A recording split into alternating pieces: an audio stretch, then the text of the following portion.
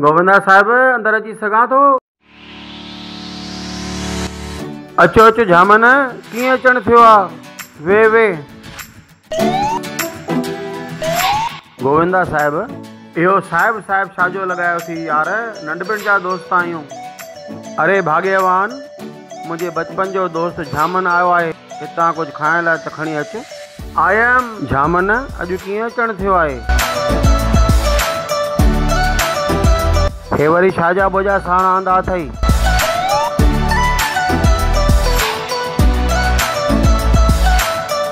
पुट जी शादी अथम।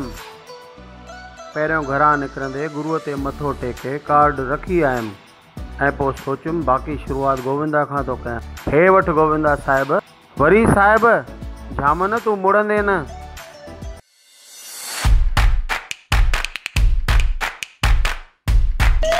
भाभी हरे राम अदा हरे राम। घर में सब मज़े में आहिनि न? गुरुअ जी महर अथम।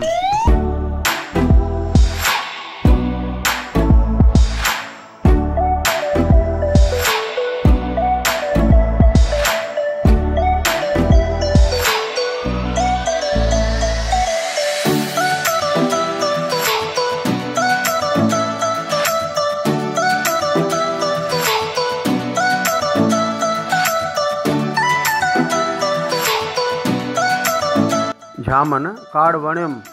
सिंपल, सस्तो, सुठो ऐं इन में असांजी मातृभाषा सिंधी ॿोली पिणु छपाई अथई।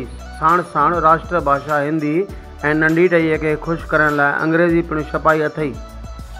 वरी कार्ड सां गॾु काशेमल जा बूंदीअ जा लॾूं। वाह झामन वाह, पुराणी यादि अची वई। गोविंदा साहिब, कार्ड सिंपल हूंदे बि 17 रुपया खाई वियो अथमि। रही लॾुनि जी ॻाल्हि, संसार आहे, कोई शादीअ ते पहुचे न पहुचे, घटि में घटि यार वात त मिठो कंदो बराबरि। झामन, ही ॾिस कार्ड। 100, 200, 500, 1000 शाहूकारनि त हद ई करे छॾी आहे। कार्ड पढ़ी वियाणे हेठां रखी था छॾनि। इन खां पोइ कहिड़े कम जा? वरी इन खां पोइ कचिरे जे दॿे में। शाहूकार असांजे समाज खे छा था सम्झाइणु चाहिनि? ख़ाली पैसे जी रांदि लॻी पई आहे। झामन, मतिलब त तोभा लॻी पई आहे के शाहूकार पंहिंजो रुतबो रखण लाइ दमदार शादी रचाए रहिया आहिनि ऐं के ग़रीब उन्हनि सां रीस करे लखें रुपया कर्ज़ खणी पंहिंजी शादी रचाए रहिया आहिनि। आख़िर असांजो समाज ॾेखारणु छा थो चाहे? असांजो समाज वञे थो पोयां थींदो। गोविंदा साहिब, असां कई लाहा चाड़ा ॾिठासीं। असांजे वॾनि ऐं असां मज़ूरी करे घर हलायोसीं। पिता सम्झाए वियो हो, जेतिरी हुजे चादर ओतिरा पेर डिघेरजांइ। असां पिता साहिब जे नश कदमनि ते हली रहिया आहियूं। झूलण सुमत ॾे सिंधियुनि खे। इन करे मां यथाशक्ति अनुसार पंहिंजे पुट जी शादी झूलेलाल मंदिर जे हाल में रखाई अथमि। ख़र्च बि घटि ऐं शहर जो शहर में। झामन, सुठो कयो अथी, ॾाढी ॻाल्हि वणियमि। ऐं छा? ऐं छोकिरीअ वारनि सां का बि ॿोल कान कई अथमि। जेको ॾिनऊं बंदि पेतीअ में सो अखियुनि ते। वेचारा उहे बि पूरा सारा आहिनि। ऐं छा? तारीख़ 17 ॾींहुं आर्तवार जो 4:30 बजे हथियाले जो टाइम।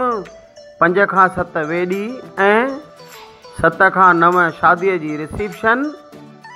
ऐं फोटो कढण वारो बि मुंहिंजो भाइटियो हूंदो। ख़र्च बि घटि ऐं कम बि चोखो। ॾाढो सुठो। ऐं छा? गोविंदा साहिब, ऐं शादीअ ते पुराणी रीत अपनाई अथमि।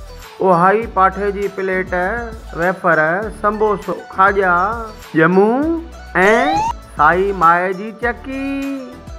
वाह झामन वाह। ऐं छा?